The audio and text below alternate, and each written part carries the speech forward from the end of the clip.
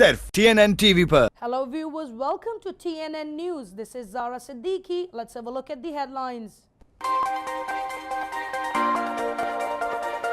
CJP summons all airline CEOs, including Shahid Khaqan Abbasi, on 12th of May. National Accountability Bureau Chief should present proof in 24 hours or resign, says Nawaz. Panama JIT head Wajid Zia records his statement in Al Azizia Steel Mills reference. Islamabad High Court sets aside ECP order banning recruitment postings till election. Pakistan condemns UN for not placing Khurasani on sanctions list. Afghanistan saw that ethnic group called government to insert their identity in EID cards. 29 killed in lightning strikes across Bangladesh. When K. Naidu meets Panamanian President Juan Rodriguez, discusses bilateral ties. Lebanon hit by missiles debris from Israel, Iran, Syria flare-up. Iraq elections 2018, military and diasporas begin casting their votes.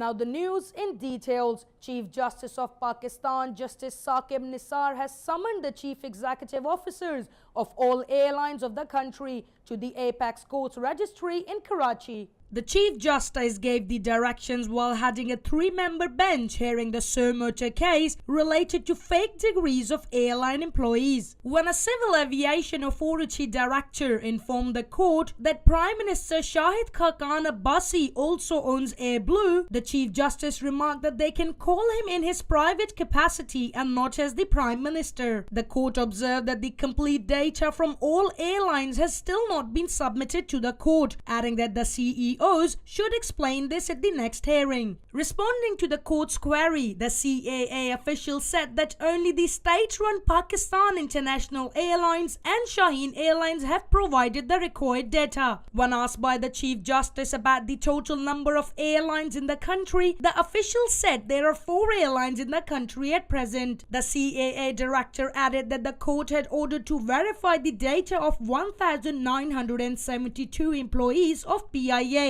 Whereas up till now the data of 225 staffers has been received, of which 108 degrees have been verified. Moreover, the court was informed that 24 pilots' degrees have been discovered to be fake. Former Prime Minister Nawaz Sharif demanded National Accountability Bureau chairman to present proof of money laundering against him within 24 hours or resign. Nawaz said while addressing an emergency press conference in Islamabad, "If you fail to present evidence, then you should publicly apologize to the nation and resign." Nawaz criticized the NAB for holding an inquiry against him and others for allegedly laundering $4.9 billion to India. The emergency presser comes days after World Bank refuted media reports claiming its remittances and migration report included the mention of money laundering and naming individuals. Nawaz said, "It has been proven how the head of an institution made my media trial a mission." The former Prime Minister continued, "The severity of the allegations cannot be ignored," stating that the NAB has lost all its credibility following baseless allegations against him. Nawaz said, "How did this column surface again after 4 months? The former premier alleged conspiracies are being hatched to forge new cases against me and sentence me in them." Regarding the Panama Papers case, Nawaz said, "Panama Papers did not even mention my name, but all that unfolded afterwards is in front of everyone." Head of Panama Joint Investigation Team Wajid Zia is recording a statement in Al Azizia Steel Mills reference against Sharif family. During the hearing headed by Justice Mohammad Bashir, ex-Prime Minister Nawaz Sharif and his daughter Maryam Nawaz appeared in the court. Wajid Zia told that he was working as additional director in Federal Investigation Agency and that JIT was formed to find out whether Panama Leaks revelations were true or not. Meanwhile, defense lawyer Khwaja Harris and prosecutor also exchanged harsh words, over which NAB officials said that he should better leave as Nawaz's counsel is raising objections on every sentence. Write your objection for later discussion, he suggested. Khawaja Haris responded that it's his legal right to raise objection on anything he is not finding appropriate. Afterwards, Wajid Zia submitted verified copy of Qatari prince's letter and also assured that the statements of Mariam, Hassan and Hussein's have been made part of the record. The Islamabad High Court set aside the Election Commission of Pakistan's decision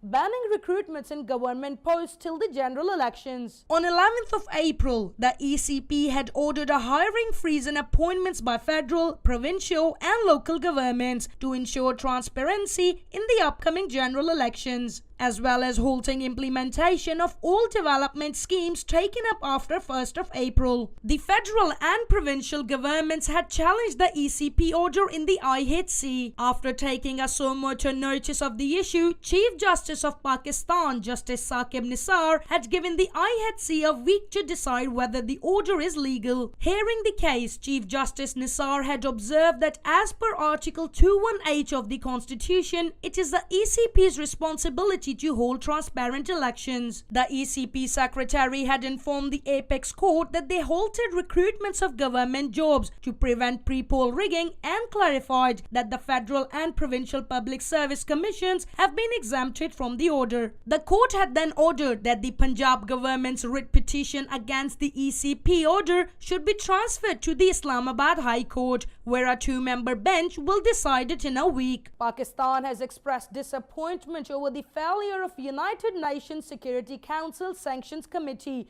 in listing of Umar Khalid Khurasani, leader of banned outfit Jamaatul Ahrar. Foreign Office spokesperson Dr. Mohammad Faisal said during the weekly briefing, "We are deeply disappointed. Wali has the blood of hundreds of innocent Pakistanis on his hands. If the organization, GUA, has been listed by the Sanctions Committee, its leader should also have been listed." Dr. Faisal added that this action demonstrated the double standards prevailing in the international fight against terrorism and also showed complete disregard of the sacrifices rendered by Pakistan in this fight. The Sanctions Committee did not approve Pakistan's request to list Umar Khalid Khurasani alias Abdul Wali since it could not reach a consensus due to disagreement by a member, the spokesperson said. JUA was listed by the Sanctions Committee in 2017. The banned organization is based in Nangarhar province of Afghanistan and has been involved in a series of terrorist attacks in Pakistan. Since 2014, when GUA first surfaced, it proved itself to be a lethal terrorist group perpetrating some of the most brutal attacks in Pakistan. From August 2014 till date, the group has been involved in 116 terrorist attacks on Pakistan.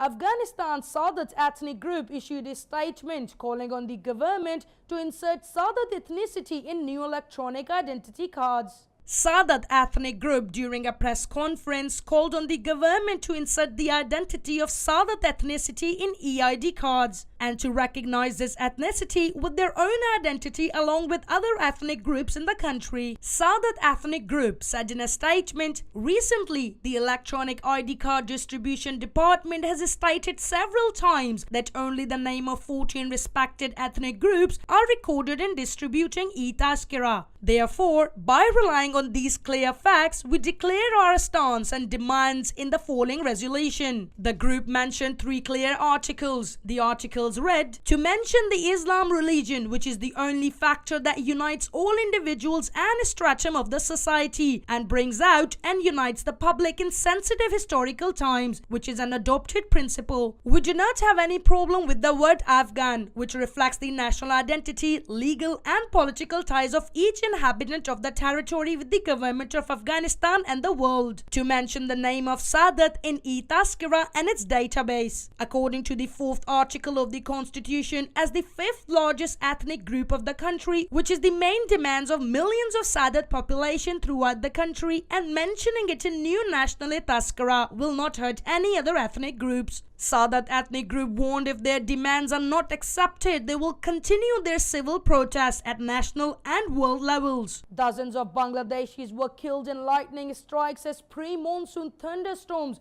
wreaked havoc across the South Asian country. Iftikharul Islam, a director at Bangladesh's Disaster Management Department, told the AFP farmers harvesting rice in open fields made up the majority of victims. He said, "In the last 24 hours, 29 people have died from lightning in 12 districts. Almost all of them are farmers." Scores of people die every year after being struck by lightning during Bangladesh's wet season, which runs from April to October. But officials say the numbers are exceptionally high this year. Islam said that more than 112 people had been killed in strikes in the first 10 days of May. He explained, "Every day 10 to 12 people are dying from lightning," adding that it was instilling fear in farmers who harvest rice during this time of the year.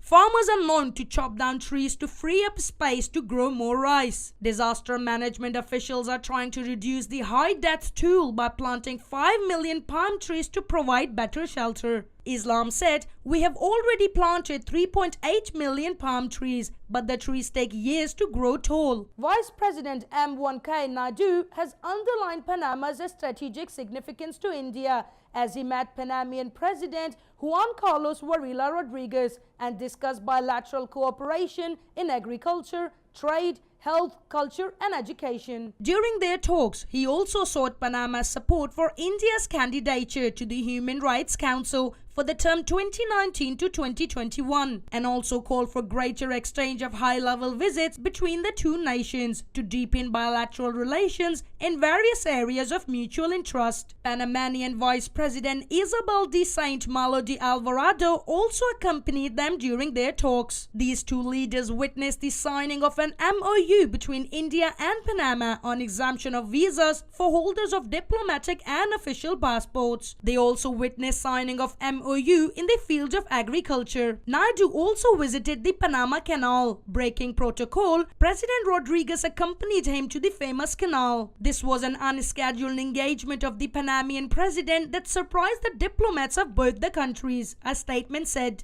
Naidu, during his talks with Panamanian leaders, also reaffirmed India's support for Panama's candidature for the UN Security Council's non-permanent seat. India also reiterated its resolve to combat terrorism in all its forms and manifestations. Debris from several missiles landed in several Lebanese regions during an unprecedented military flare-up. A Lebanese army statement said, "As a result of the incidents that took place in Syria, remnants and tails of missiles of unidentified types and sources landed in the outskirts of the Hasbaya town of Al-Hibariya, the Sheba town of Sakiat Wadi Janam, and Khirbet Kanafar and Kabilias in the Bika." The statement added, "The debris did not cause any casualties and army patrols headed to the outskirts of the aforementioned towns where military experts examined the remnants." Lebanese army experts examined the exploded missile before transferring it to a military post. The Syrian Observatory for Human Rights said, after the first Israeli bombardment on the town of Bath, dozens of rockets were launched from Kenitra and southwest of the adjacent Damascus countryside on the occupied part of the Golan Heights. It did not specify who fired the rockets nor what they targeted, but Israeli officials earlier put the number of rockets at around 20 and said they were launched by the Al-Quds force of Iran's elite revolutionary guards. Iraqi security forces and the diasporas began casting their ballots as the country gears up for its first parliamentary elections since declaring victory over ISIS. Almost 1 million security officers are eligible to vote in nearly 500 polling centers across Iraq, while 90 centers have been set up in 21 countries to host more than 800,000 voters, according to the Independent High Electoral Commission. Sozan Ahmed, the IHEC's spokeswoman, told The National, polling centers have opened in Jordan, Egypt, Iran and the UAE. In Iraqi Kurdistan, 210,000 military officers are entitled to vote as the country prepares to open the polls. Iraqi citizens in Australia and New Zealand are optimistic about being the first Iraqis to cast their votes. Polls will open nationwide in Iraq on 12th of May, which marks the fourth parliamentary elections since the fall of former dictator Saddam Hussein. Voters will be choosing from among 7,000 candidates competing for 329 seats in the parliament. Thank you for watching TNN News. Stay tuned in for more updates. Goodbye. और अब TNN news service HD में देखते रहिए TNN TV की नशरियात HD में।